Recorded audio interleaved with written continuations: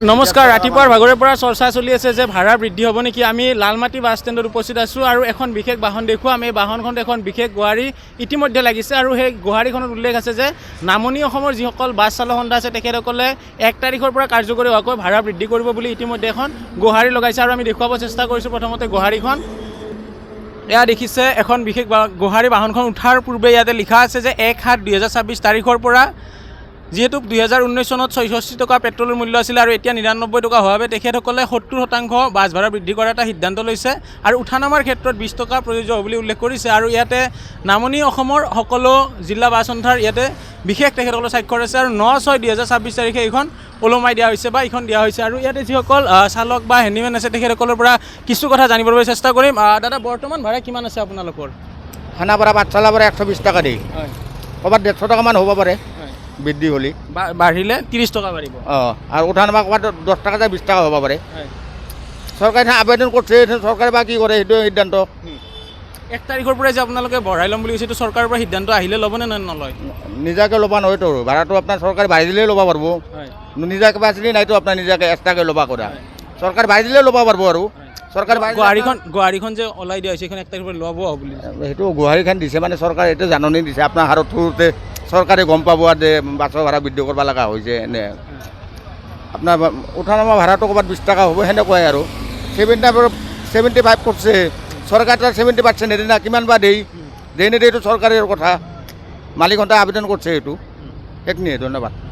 এয়া আছিলে এখন পাঠশালালৈকে যোৱা বাছৰ যি হেণ্ডিমেন আছে বা ইয়াৰে কৰ্মচাৰী মন্তব্য উল্লেখ কৰিছে যে 70%কৈ ভাড়া বৃদ্ধিৰ বাবে তেখেতসকলে চৰকাৰ প্ৰশাসনক আহ্বান কৰিছিলে বা অনুৰোধ কৰিছে। তেখেতসকলে বাৰম্বাৰ যি থাকে দাবী পত্ৰ দি আহিছিলে, কিন্তু তেখেতসকলে কিমানখিনি মানে সেয়া মানাৰ পিছতে তেখেতসকলে বৃদ্ধি কৰিব পাৰিব।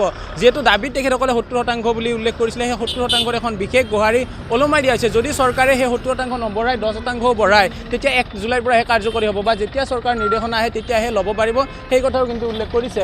আন এখন বাহন আহিছে এই মুহূৰ্তত, সেই বাহনখনটো সেই একেই গুৱাহাৰী। বিশেষকৈ মই উল্লেখ কৰিছোঁ যে নামনি অসমৰ সকলো জিলা বাছ সন্থাৰ পৰাহে এই বিশেষ গুৱাহাৰীখন দেখিবলৈ পোৱা গৈছে বা দিয়া হৈছে। আৰু এই বাহনখন হয়তো সম্ভৱতঃ বঙাইগাঁওলৈকে যাব, অৰ্থাৎ নামনি অসম অভিমুখী বা নামনি অসম অভিমুখী যোৱা বাহনসমূহতহে ভাড়া বৃদ্ধিৰ ক্ষেত্ৰত এইটো প্ৰযোজ্য হ'ব। বৰ্তমান ভাড়া কিমান আছে? বৰ্তমান গুৱাহাটীৰ পৰা বৰপাৰালৈ 150 টকা, বৃদ্ধি হ'লে কিমান হ'ব? বৃদ্ধি হ'লে 200 টকা হ'ব। খানাপাৰাৰ পৰা জালুকবাৰীৰ পৰা 170। আৰু উঠানামা 10-20 জেগাত 30-40 হ'ব। এনেধৰণে উল্লেখ কৰিছে যে উঠানামাত ইয়াতে লিখা আছে 20 টকা আৰু উঠানামাত হয়তো 20ৰ পৰা বৃদ্ধি হ'ব পাৰে। চৰকাৰে যেতিয়া অনুমতি দিব তেতিয়াহে বৃদ্ধি কৰিব পাৰিব, সেই কথা কিন্তু তেখেতসকলে বাৰম্বাৰ উল্লেখ কৰিছে। আৰু যি ধৰণৰ আমি প্ৰতিখন জানতে দেখিছোঁ যে 9 তাৰিখ অৰ্থাৎ 9 জুনৰ পৰা এটা বিশেষ সিদ্ধান্ত লোৱা হৈছে আৰু 9 জুনতে এই গুৱাহাৰী আঁৰি দিয়া হৈছে। আৰু এইসকল যাত্ৰী আছে, যদি সম্ভৱ জানিব চেষ্টা কৰিম যে ভাড়া কিমান লৈছে? 80 টকা। 80 টকা। আগতে কিমান লৈছিলে?